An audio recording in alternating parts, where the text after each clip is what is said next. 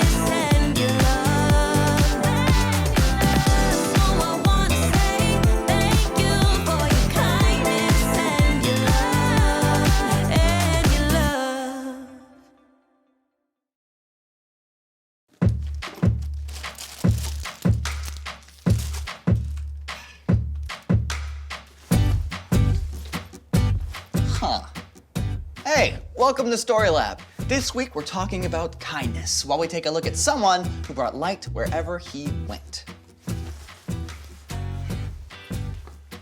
I thought my lantern was in here.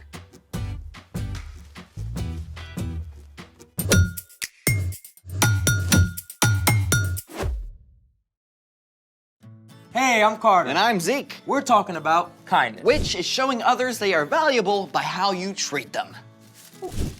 I thought you were getting ready to go camping. I am. This looks more like crafting to me. Well, I can't find my camping lantern, so I'm making one. With tissue? Oh, with this. Hey, that's mine. Well, you don't mind donating it for the cause of camping, right? Ew. Ugh. Kids, do not do that at home. Well, there's like 4 swallows left. We could probably do a whole show on what happens when you drink out of a bottle. Studies have shown that the average reusable water bottle contains 40,000 times more bacteria than a toilet seat. Ew! Oh, gross! Sanitize your water bottles, folks. Well, I'm not gonna use this bottle to drink out of anyways. Fine, it's all yours. Excellent!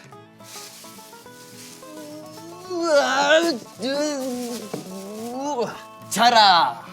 Cool, but I think you missed the part where a lantern is supposed to light up. Oh, well, I'll just toss in a few glow sticks. Fair enough, but that's not going to keep you warm. Yeah, and my dad is terrible at starting campfires. Maybe you can give him a few tips. From Flame Master Zeke. Oh. Let's make it! First of all, never ever try to start a campfire without an adult. And always keep a bucket of water and sand handy. Also, settle for real nature and not just a cheesy backdrop. When you're ready to start, step 1 is to look around your fire pit area for 3 different kinds of wood. First off, you got tinder. That's small twigs, dry leaves, or pine needles. Then, some kindling. Larger sticks about less than an inch around. And we have more kindling that are just slightly above an inch. Finally, you've got fuel. Your fuel is larger pieces of split logs, branches, or even firewood that you can pick up at the store. What next? Next, it's time to build. Take a couple handfuls of tinder and pile them in your fire pit.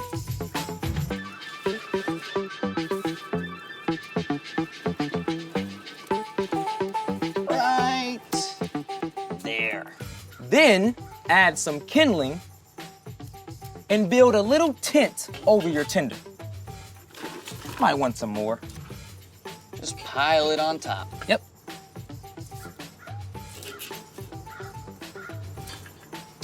How is that? You got it. Now it's time for a grown-up to bring out a match or a lighter. The dry twigs and leaves should light pretty easily.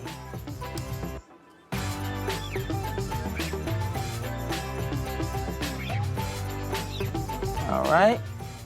Starting to heat up just a little bit. There we go. Now, you can feed it with more dry twigs and leaves, little by little, and watch as it takes off. And you can blow lightly at the base of the fire as well.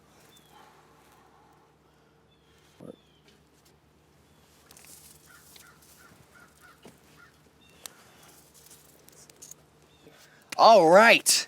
Ready for this? Whoa, Flame Master. Add some kindling first. Oh. Here. When the fire is big enough, then you can start to add larger pieces of fuel. This is so relaxing. I could do this all day. I bet you could. But meanwhile, it's time for... The story before the story.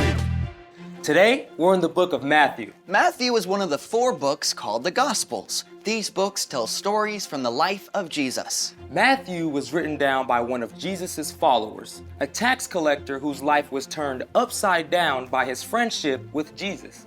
Matthew recorded that when Jesus was about 30 years old, he began to travel from town to town, teaching and healing.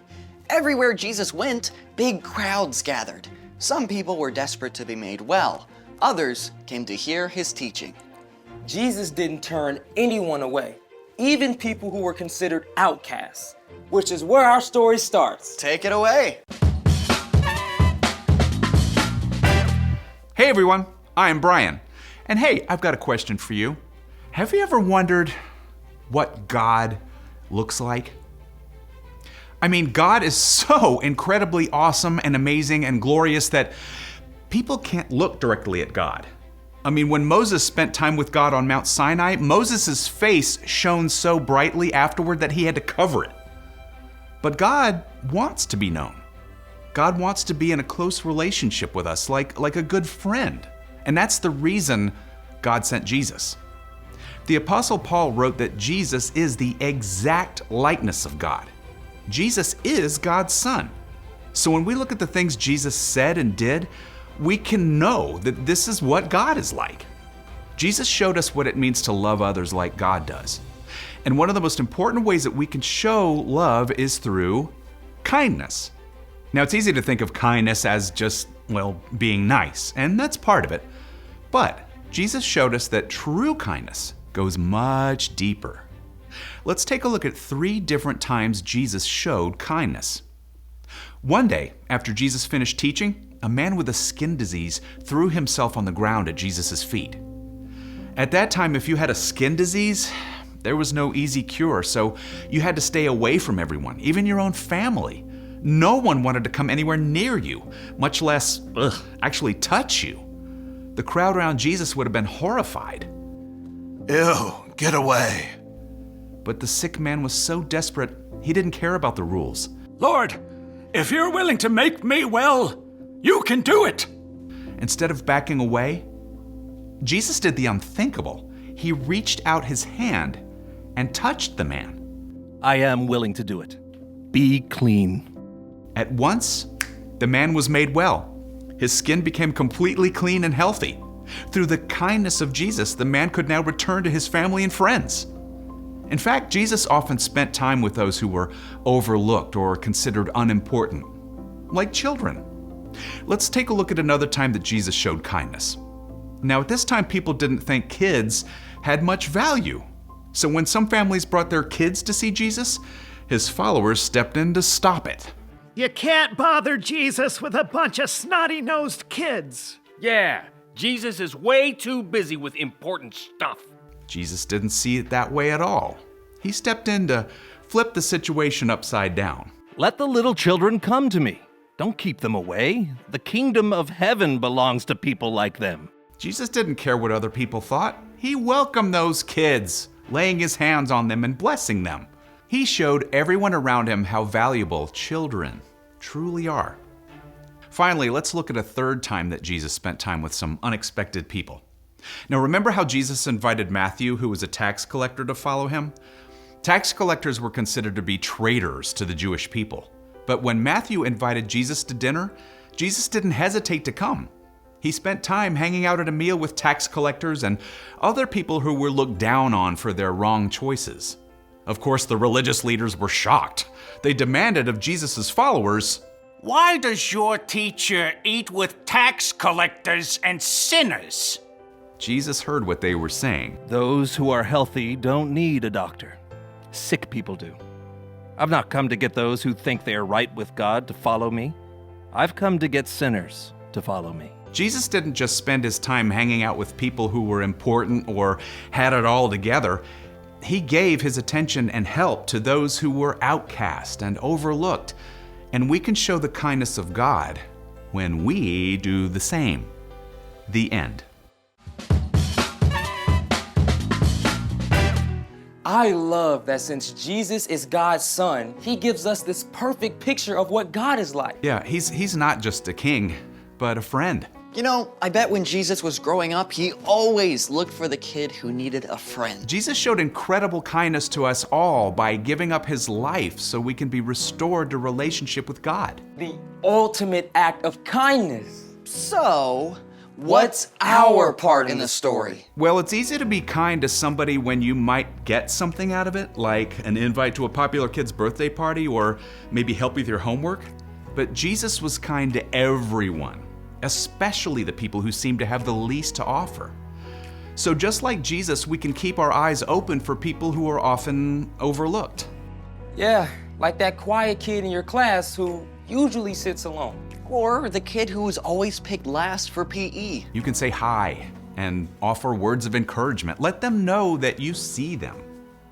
And when you're making a list of kids to invite to your birthday party, think about including someone who may not get many invitations. Or if the checkout lady at the grocery store looks sad or worried, give her a smile. Or if you live in a place where there are people without homes, ask your parents to keep warm socks and snacks in the car to give away. It's all good ideas. Everywhere you look, you'll find somebody who needs your kindness to remind them they're valuable. Someone who needs you to show God's love. Ask God to help you look for opportunities. And then be ready to go for it. You got that right. See you next time. So, here's the thing. Jesus showed us how to be kind. By treating everyone with love and respect. And shining God's light everywhere we go. Just like a warm, bright campfire. Or my lantern. About that. Oh, hold on. Well, look at that. What can I say? I have such bright ideas. Thanks for joining us in the Story Lab. See you next time. So it's like your own makeshift lantern. I know, I can see everything. I don't know how to turn the lights back on. Snap. Oh, worked.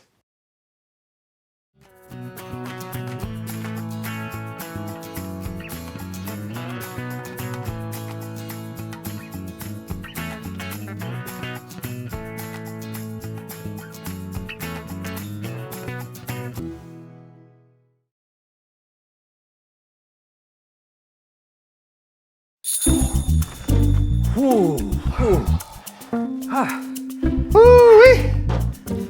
I am exhausted. Oh, you and me both. Man, what a day. Right? I need to recharge. I wonder if there's a protein bar around here somewhere. Oh. Ah, bingo!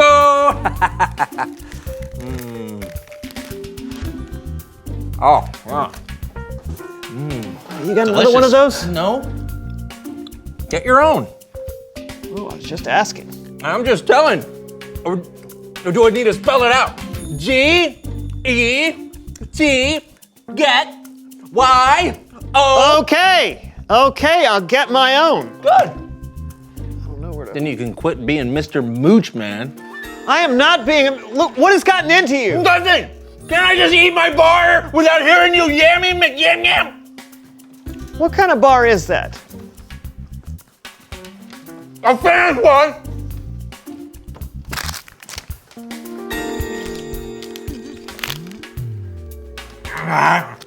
Oh, it's a mean bar.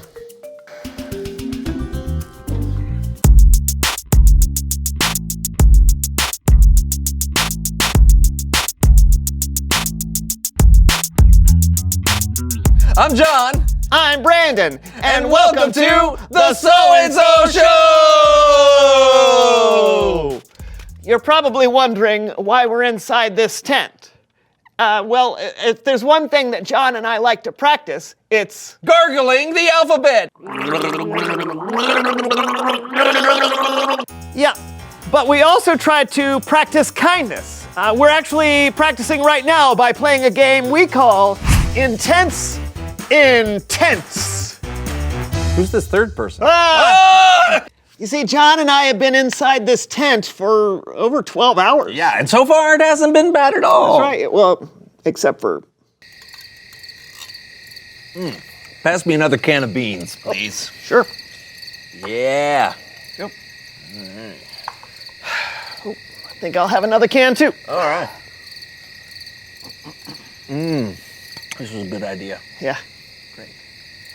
Right, except for that. But our goal is to stay in the tent together for 24 whole hours. While continuing to show kindness the entire time, which sounds easy, but you know, sometimes when you're in a confined space with another human being for a long time... Yeah, you start to notice every little flaw, like every little knuckle crack, or every smell, every little clearing of the throat. That's apparently a habit, but you never noticed before when you were on the outside. But now it just pounds in your ear every time you hear it, and you want to scream out, "Why don't you just drink some water or something? It can drive you crazy."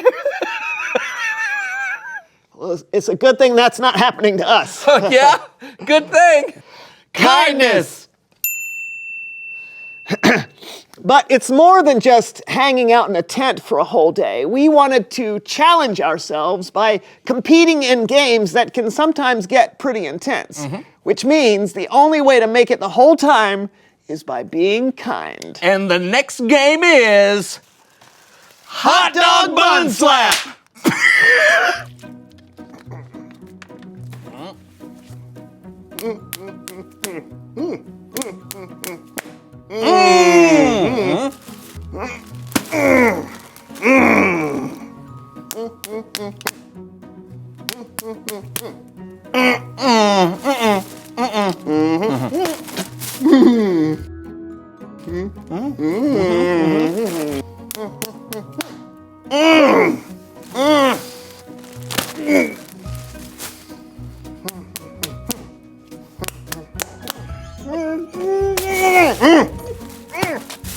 Oh! Well, that was hard. Oh, I'm sorry, I didn't mean to hit you so hard. You know what? That's all right. That's all right. It's part of the game. Oh, Okay. Kindness! Next up, capture the flag! All right. I'm gonna get your flag. oh, you're not. I'm gonna get it. No way. Yeah.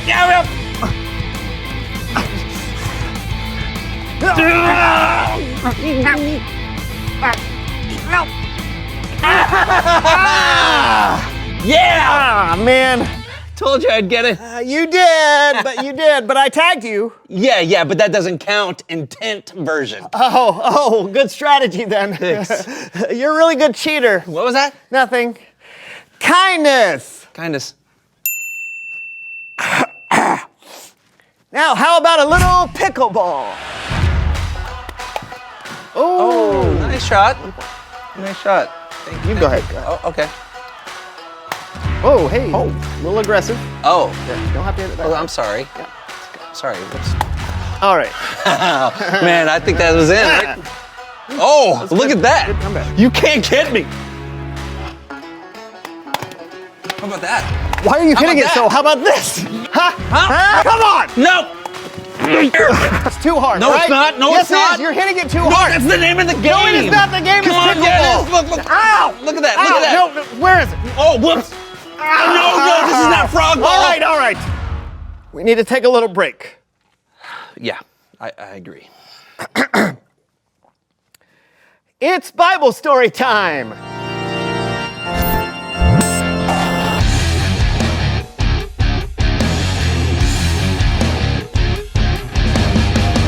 That was an intense pickleball game.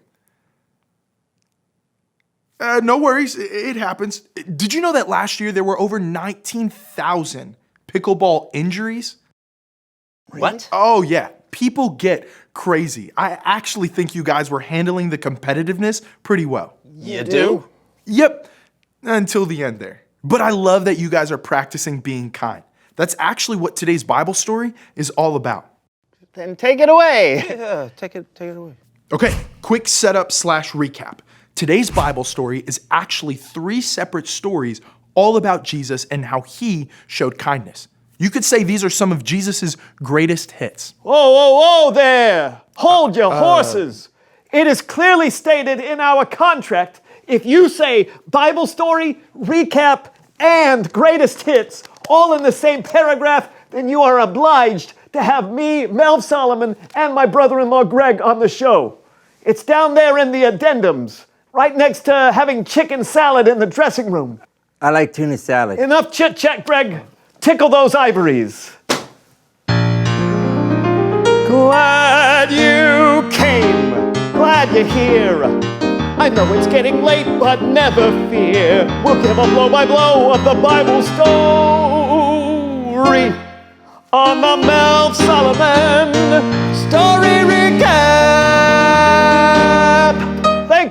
Thank you. Hey, you just do your thing, and Greg and I will add some sporadic but much-needed musical support. I get pain in my sciatic. Have you tried Zumba? I hear it works wonders. We'll talk later. Let's get to this thing. Go! Right. Okay, so Jesus was very kind, as you know. The 4 Gospels are filled with stories of Jesus' kindness. The first one we're going to tell today happened when Jesus encountered a man who had a skin disease. Oh, skin problems. You know all about that, don't you, Greg? Just when I ate chocolate. Play the song I'm thinking of. You wake up happy, you soon turn sad. You stare in the mirror and smile a bit, then you see a zit. Now you're not happy, you're really sad. But there's an answer and it's so simple. Just pop that pimple and make sure you clean off the mirror. What happened next in the story? Actually, this skin problem was a little more serious than that. 2,000 years ago, if you had a skin disease, you were an outcast. People didn't want to have anything to do with you because they were afraid they might catch it. But Jesus wasn't afraid. When the man got down on his knees in front of Jesus and said, "Lord, if you're willing to make me clean, you can do it," Jesus reached out his hand and touched the man. "I am willing to do it," he said. "Be clean." And right away, the man was healed of his skin disease. Whoa! Jesus healed him just like that? Isn't that incredible, Greg? Greg! Pimple popper! Simmer down, Greg. You're having a daymare. Oh. So, when everyone else was trying to move away from the man with the skin disease, Jesus was moving toward him? That's right. Jesus was kind, and he showed the man that he was valuable. Jesus did that a lot. He chose to spend time with people that no one else would, people like children. You see, believe it or not, back then, if you were a kid, you didn't get a lot of respect. You were often overlooked. But with Jesus, it was different. There was this one time when some people brought little children to see Jesus because they wanted Jesus to pray for them. But the disciples tried to shoo the children away. We know what that's like, don't we, Greg? You remember when we got shooed off the stage in Hoboken? Every day. But a song came out of it. Hit it, Greg. So mean, why you gotta be so mean? We just wanted to sing for you, but instead you kicked us in the spleen. Ow. So rude. Why were you so rude? We were there to entertain you, but no, we were shooed off the stage. How'd the little kiddos react when they were rebuffed? Oh, well, actually, Jesus didn't let it happen. When the disciples tried to shoo the children away, Jesus said, "Let the little children come to me. Don't keep them away. The kingdom of heaven belongs to people like them." Then Jesus blessed them and prayed for them. Jesus, he was kind to everyone, even people who were disliked by everyone else.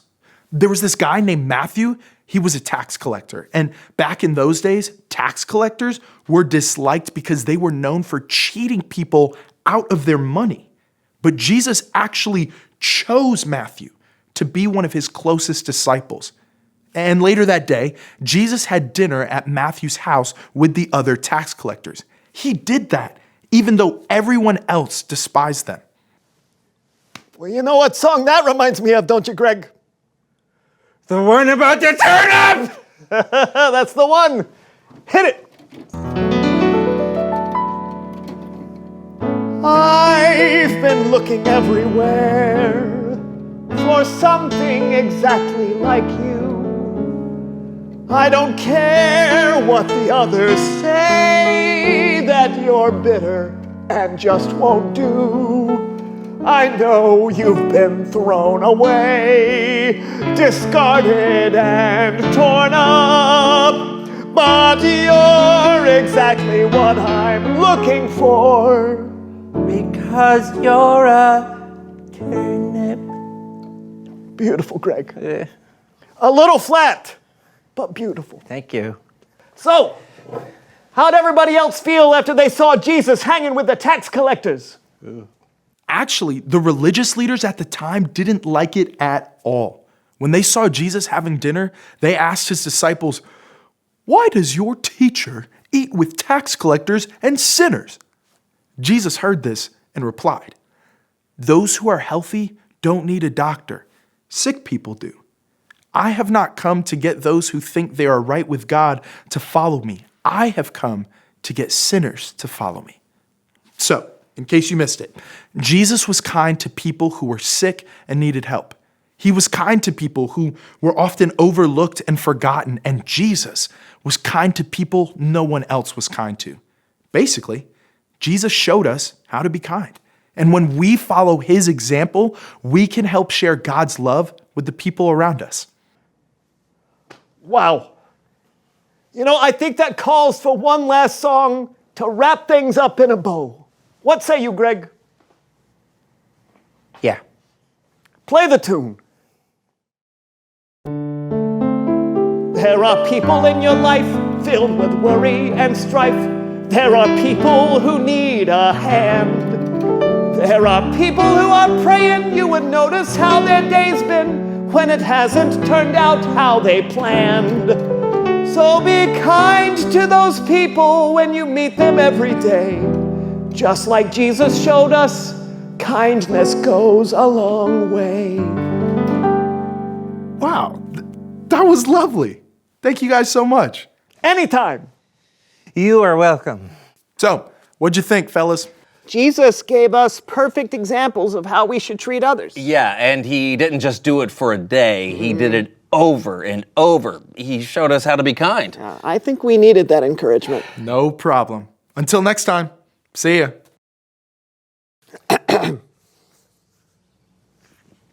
Would you like some water? Oh, yes, please, thank you.